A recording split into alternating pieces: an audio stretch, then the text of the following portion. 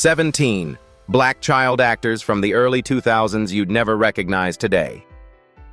They were once the children millions watched every week, but adulthood changed their faces, careers, and lives in ways few fans expected. Some escaped Hollywood, some were pushed aside, and others faced battles far from the cameras. Stay with us and subscribe to Black Legends Revealed as we uncover what truly happened next to them. Joshua Washington. Joshua Washington was still a child when millions first saw him beside Will Smith in Enemy of the State, and later as Trent Pierce in Big Mama's House. With his youthful face, quick reactions, and natural screen presence, he became one of the most recognizable black child actors of the early 2000s before many viewers even knew his name. His career moved quickly. Washington appeared as young Ted in Snow Dogs, played Jesse and Antoine. Fisher joined Queen Latifah in Last Holiday and returned as Trent in Big Mama's House 2. In 2006, he took the leading role of Jerome Triple J Jenkins in Like Mike 2 Street Ball. Then the momentum suddenly slowed. When the third Big Mama film arrived in 2011, Brandon T. Jackson had taken over the role of Trent. Washington's last widely listed screen appearance came in the 2012 Disney Channel movie Frenemies. How could a young actor seen beside some of Hollywood's biggest names disappear from mainstream screens so quietly? Today, the round-faced boy audiences remember is a grown man, and his adult photographs make the passage of time striking. His mature features, facial hair, and changing hairstyles look completely different from the child viewers watched more than 2 decades ago. Yet his absence should not be turned into a false scandal. Washington has never publicly offered one dramatic explanation for stepping away from major productions. His social media presence has pointed toward music and acting coaching, suggesting that creativity remained part of his life. The real surprise is not simply that he looks different today. It is how quietly an entire generation watched Trent Pierce leave Hollywood's spotlight and grow up beyond the cameras. DJ Daniels. D.J. Daniels is a former child actor best remembered as Michael Hewley, the youngest son on the sitcom The Hewleys. His quick reactions and natural comic timing made him a familiar face during the show's 4-season run, and he later appeared in Sky High and television series. The difficult part of his story began after those childhood roles ended. As Daniels moved into adulthood, acting opportunities became less frequent, and he started pursuing music under the name Boy Truth. His appearance also changed dramatically, including extensive facial tattoos, making him almost unrecognizable to viewers who remembered the smiling child from television. In 2011, Daniels was arrested after a fatal confrontation outside a bar in Stockton, California. He later faced criminal charges connected to the stabbing death of a man. The case placed the former child star in danger of losing his freedom and permanently changed how the public viewed him. What happens when a childhood image collides with the harshest moment of adult life? During the 2012 trial, D.L. Hewley traveled to court and spoke as a character witness for Daniels. Years later, Daniels became emotional while recalling that support, saying it showed him their father and son connection had survived beyond the television set. A jury ultimately acquitted Daniels while another defendant was convicted of voluntary manslaughter. Daniels did not return to regular acting afterward. He continued making music and maintained a quieter profile. His journey is not simply about a child actor who changed physically. It is about early fame, a serious accusation acquittal, and the loyalty of an on-screen father who appeared when Daniels needed him most. Shavar Ross. Shavar Ross was only 9 when he began appearing as Dudley Johnson Arnold Jackson's loyal friend on Different Strokes. His bright smile and youthful delivery made him instantly familiar to television audiences. What many viewers may not realize is that the child standing beside Gary Coleman eventually built a life far removed from the sitcom image preserved in reruns. Ross remained with the series from 1980 until 1986 and was placed at the center of The Bicycle Man, one of television's most serious child safety episodes. He also voiced Buckwheat in The Little Rascals, played Bryant Calvin on Magnum P, and appeared as Weasel on Family Matters, and entered horror history as Reggie in Friday the 13th, A New Beginning. By the 1990s, his on-camera appearances had slowed, and audiences who grew up watching Dudley gradually lost sight of him. Would you have recognized Dudley if he walked past you today? Ross is now a mature man whose reserved appearance bears little resemblance to the small, wide-eyed boy remembered from network television. Rather than chase childhood fame indefinitely, he expanded into writing, producing, directing, photography business, and spiritual teaching. His feature directorial work included the independent comedy Lord Help Us, while his online profiles now describe him as a former actor and digital creator. There was no sensational disappearance and no single public collapse. He simply moved behind the camera and into quieter work. That calm transition may be the most surprising part. The child viewers remember so clearly grew older outside the spotlight, leaving an image from the 1980s frozen in millions of minds. Khamani Griffin. Khamani Griffin was only 5 when audiences met him as Ben Hinton, the sharp, expressive little boy in Daddy Daycare. Soon afterward, he became Robert Bobby James Jr. on All of Us, appearing in 88 episodes across the sitcom's 4-season run. His smile, comic timing, and quick reactions made him one of the most recognizable black child performers of the early 2000s. The work did not stop there. Griffin played 5-year-old Norbit opposite Eddie Murphy voiced To Lee in Ni Hao Kai Lan, and contributed voices to Happy Feet, Barnyard, Rise of the Guardians, and Cloudy with a chance of Meatballs too. He also appeared in ER&CIS Grey's Anatomy Modern Family and Are You Smarter Than a Fifth Grader? Then after a 2017 appearance on The Mick, his screen career largely went quiet. No dramatic scandal explained the change. The young face once seen across family television simply vanished from regular Hollywood casting. Would you recognize Little Ben if he stood before you today? Now, in his late 20s, Griffin looks far removed from the child audiences remember. The round cheeks and small frame have given way to a mature appearance. Close-cut hair and facial hair. More surprising is where his path led. His public profile describes him as an actor, writer, director, and championship debate coach. In 2024, Harvard-Westlake named him Assistant Debate Coach and Assistant Director of Debate, working with students on nationally competitive teams. The former child star did not disappear. He redirected the confidence once used before cameras into classrooms and competition rooms. For viewers who last saw him beside Eddie Murphy, that transformation may be more startling than any movie ending. Dee Dee Davis. Dee Dee Davis became a familiar face at 5 years old when she was cast as Brianna Baby Girl Tompkins on The Bernie Mac Show. Her timing, innocent reactions, and confidence made her one of the sitcom's most memorable characters during its run from 2001 to 2006. Brianna was usually the child Bernie Mac protected most, even while pretending to be frustrated by raising his sister's 3 children.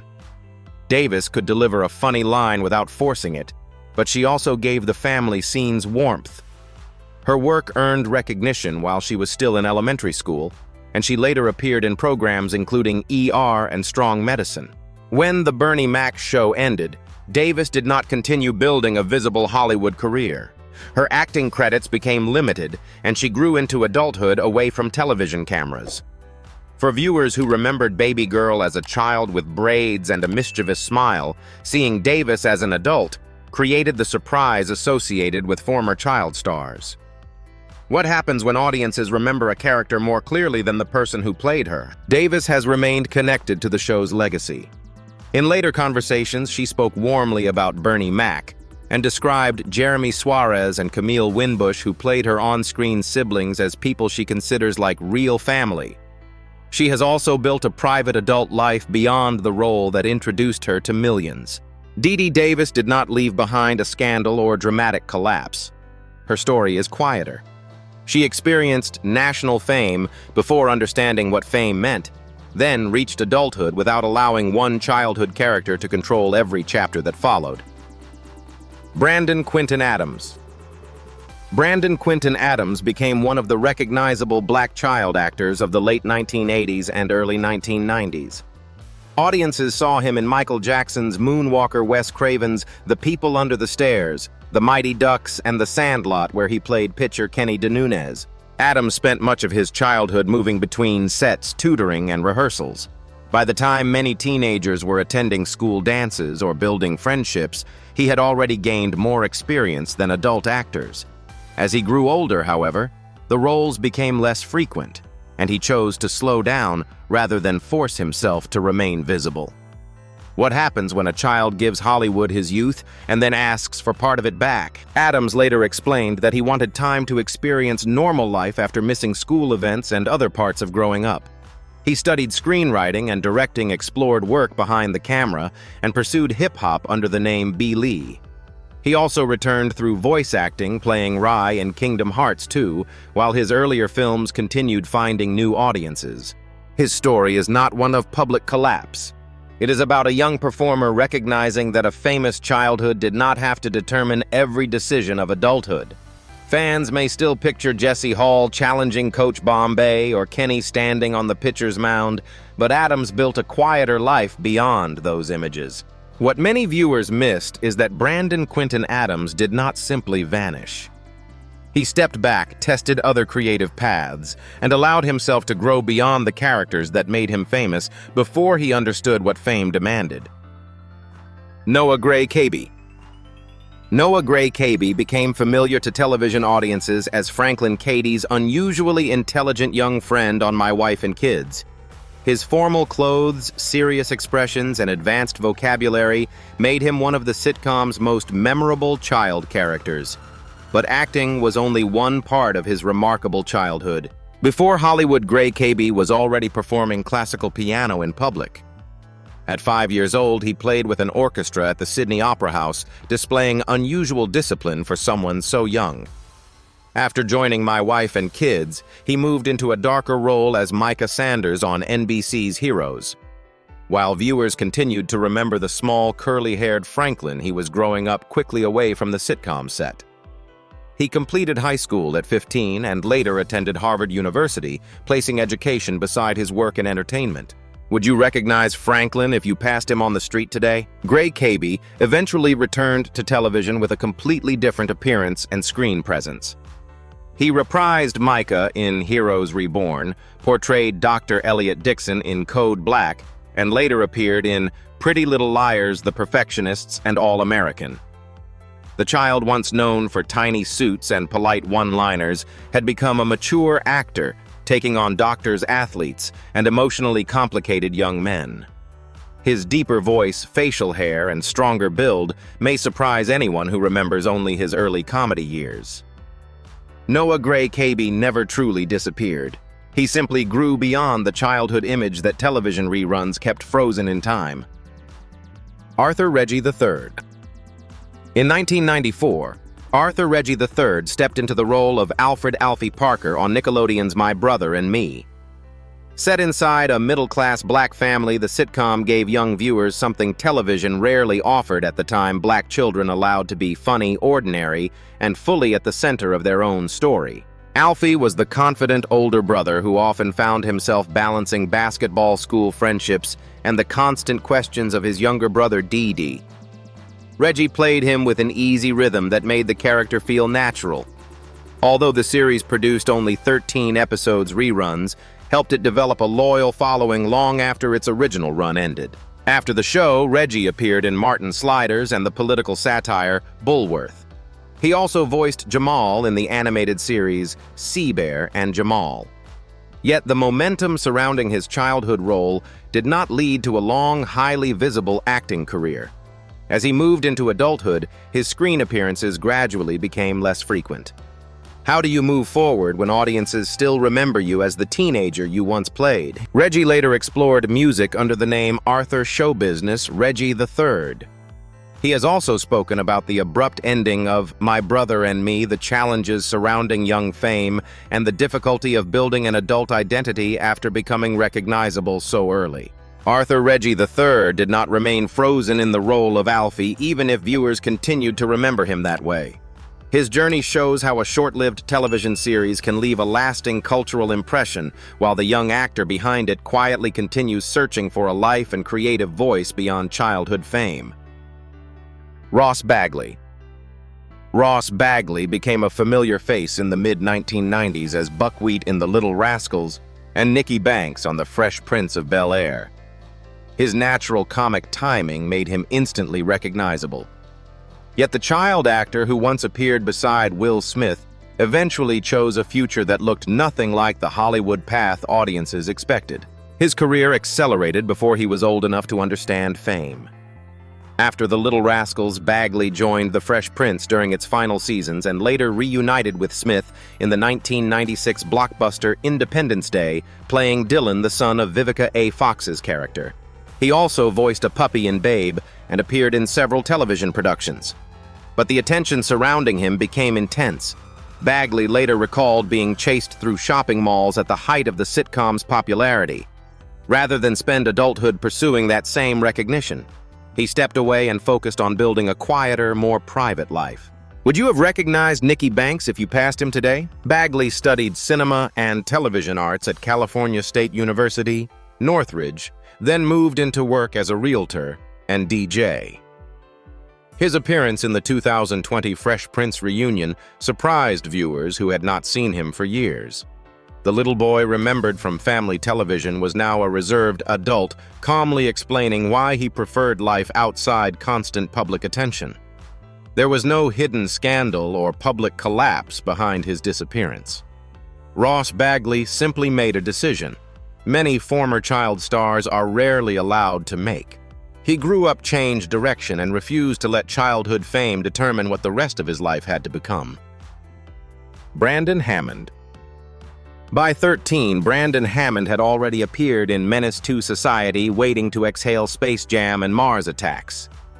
His most memorable role came in 1997 when he played Ahmad, the observant young narrator in the family drama Soul Food. The performance earned him an NAACP Image Award and seemed to place him on the path toward a long career. Then his life changed for a reason audiences never knew.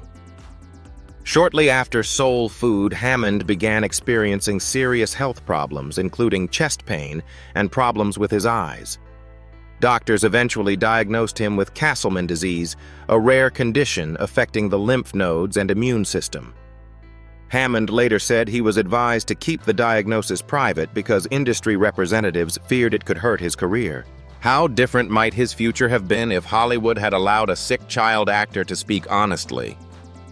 Hammond gradually withdrew from the spotlight.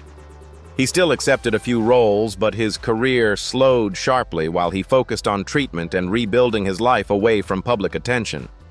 For years, fans assumed he had lost interest or failed to make the transition into adult roles. Hammond has since spoken publicly about what happened.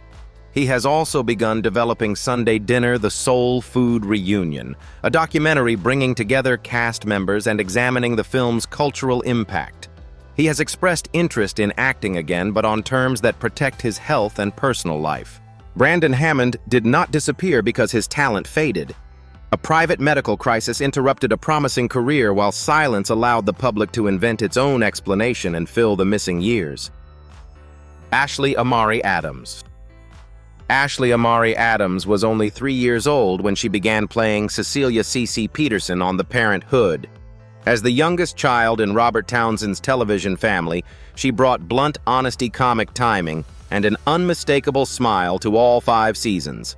For viewers who watched the WB during the 1990s, CeCe seemed destined to remain on television for years. Adams grew up before the cameras appearing in storylines that gave the youngest Peterson surprising confidence. In the episode Baby Oprah, television executives even wanted CeCe to host a children's talk show. Outside the sitcom, Adams provided the voice of Teddy in the 1999 comedy Baby Geniuses. She later made a guest appearance on Girlfriends in 2008, but after that, her credited screen work became increasingly rare. There was no public scandal and no dramatic announcement. The little girl audiences had watched each week simply stopped appearing regularly, leaving reruns to preserve the same childhood image. Would you recognize CeCe Peterson if you saw her today? Adams is now an adult, and a mother far removed from the braids' colorful outfits and playful expressions viewers remember. Her public profile describes her as an artist, while later reunions with her television siblings showed that all three had grown into parents themselves.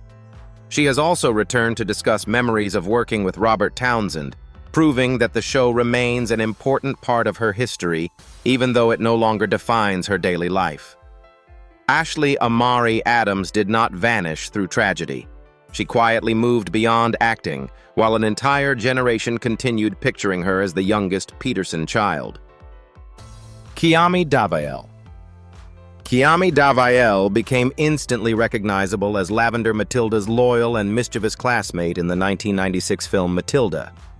With round glasses, braided hair, and fearless curiosity, she gave young viewers one of the movie's most memorable moments when Lavender secretly placed a newt inside Miss Trunchbull's water glass. Matilda was Davael's film debut, but it did not lead to the long Hollywood run many expected.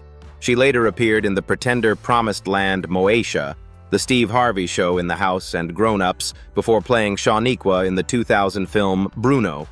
Then her screen credits largely stopped, while audiences continued watching Lavender through television reruns and home video. Davael stepped away from constant auditions and pursued a life outside the child star system. She studied psychology and theater at the University of Kentucky, choosing education while the entertainment industry moved on to new young faces. Would you recognize Lavender without her famous glasses and braids? As an adult, Davael bears little resemblance to the tiny schoolgirl frozen in the memories of longtime fans.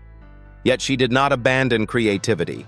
She has described herself publicly as an actress, singer, and writer, maintained a friendship with Matilda co-star Mara Wilson, and reunited with members of the cast decades after filming. In 2025, she announced plans for a documentary examining her journey from childhood fame into adulthood. Her absence was never explained by a sensational collapse. Kiami Davael simply grew beyond one beloved role, built an identity away from Hollywood's expectations, and returned when she was ready to tell the story in her own voice, rather than letting nostalgia define her. Zelda Harris. At 9 years old, Zelda Harris carried a film with a performance that never felt childish. In Spike Lee's 1994 drama Crooklyn, she played Troy Carmichael, the only girl in a Brooklyn household observing her family with humor, frustration, and emotional control. The role made Harris one of the most memorable actresses of the decade. She later appeared as Jessie Ramsey in The Babysitter's Club, played Mary Shuttlesworth in He Got Game, and worked in television projects including Second Noah. Yet her screen career did not follow the long path many viewers expected after Crooklyn. As Harris grew older, acting roles became less frequent. She attended Princeton University and graduated in 2007, choosing an education that gave her options beyond auditions. She later worked as a teacher and continued performing music as the lead singer of Zelda and the Lolos. Her adult life developed outside the celebrity system that had introduced her to audiences as a child. What happens when Hollywood remembers one extraordinary performance but offers too little space for the actor to grow? Harris has discussed the frustration of being considered for narrow supporting roles, including the familiar black best friend type. Instead of allowing those limitations to define her future, she built a career involving education, coaching, and music while remaining connected to Crooklyn's legacy. Zelda Harris did not disappear because audiences forgot Troy. The character remained so vivid that many people never stopped to ask who the actress became. Harris grew beyond childhood fame, creating a life in which one celebrated role was an important beginning, not the only identity she was allowed to keep. Rae'Ven Larrymore Kelly. Rae'Ven Larrymore Kelly began acting before most children could read a script. Audiences first noticed her as Adelaine Harper in the television drama I'll Fly Away, but her unforgettable breakthrough came in 1993 when she portrayed young Anna Mae Bullock in What's Love Got to Do with It. Her performance revealed the difficult childhood behind Tina Turner's later strength and brought Kelly early recognition as a serious young actress. She soon entered even heavier material. In A Time to Kill, Kelly played Tanya Haley, the daughter whose brutal assault drives the film's courtroom conflict. She also portrayed young Rena Evers in Ghosts of Mississippi and appeared in How to Make an American Quilt. By the early 2000s, viewers could still find her in Buffy the Vampire Slayer, Even Stevens, and later Hannah Montana. Yet the child with the soft face and intense eyes was quietly growing beyond the image preserved in those films. Would you recognize young Anna Mae if she appeared before you today? As an adult, Kelly continued working without the constant publicity that surrounded her childhood roles. She appeared in projects including Preacher's Kid, Nocturnal Agony, and American Liar, while expanding her credits into writing, producing, casting, and music-related work. Her mature appearance is now far removed from the little girl audiences remember standing beside Angela Bassett or Samuel L. Jackson. There was no single dramatic disappearance from Hollywood. Instead, Rae'Ven Larrymore Kelly moved through the industry on quieter terms, building a broader creative identity while television and movie reruns kept her childhood image unchanged for decades. Emmanuel Lewis. Emmanuel Lewis was 12 when ABC placed a sitcom around his charm. As Webster Long in Webster, which ran from 1983 to 1989, he played an orphan adopted by a white couple and became one of television's recognizable child stars. His expressive face, comic timing, and small stature made the character unforgettable, but they also created an image the public struggled to separate from the actor. When the series ended, Lewis was already 18, although many viewers still saw him as the younger boy he had portrayed. Adult roles did not arrive with the same frequency, and later appearances often asked him to reference his childhood fame rather than introduce a new character. He appeared in Family Matters Moesha and The Surreal Life, along with films including Dickie Roberts, former child star, and Kickin' It Old School. How do you build an adult identity when millions of people refuse to let your childhood image grow older? Lewis did not spend the following years chasing another version of Webster. He studied theater arts at Clark Atlanta University and graduated in 1997. Atlanta also gave him something New York and Los Angeles had not enough distance from constant attention to enjoy a private life. In later years, Lewis remained connected to entertainment and community work rather than disappearing completely. He became involved with Georgia's radio music and film community and served in leadership roles supporting education and cultural programs. Emmanuel Lewis's story is not about a child star destroyed by fame.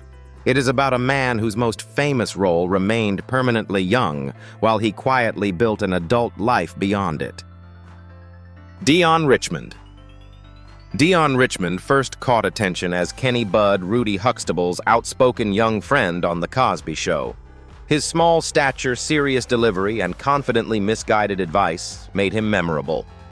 By the time audiences later saw him as Jordan Bennett on Sister Sister, the child actor had already grown into a different screen presence. Richmond had been working since childhood, appearing in commercials and a Kool and the Gang music video before joining The Cosby Show in 1986. He remained for 32 episodes and shared a Young Artist Award with the show's Young Ensemble in 1989. He then starred in Getting By before joining Sister Sister during its final seasons. The early 2000s pushed him further away from the image of Bud. He played Tyson Fox in Scream 3 Malik in Not Another Teen Movie, Minnie Cochran in Van Wilder, and Marcus in the horror film Hatchet. Each role revealed an adult performer audiences could overlook if they were still searching for Rudy's tiny friend. Would you have recognized Bud without hearing his famous nickname? Richmond is now in his late 40s, and the boy remembered from family sitcom reruns is long gone. His mature features and quieter public profile can surprise viewers who have not followed his career.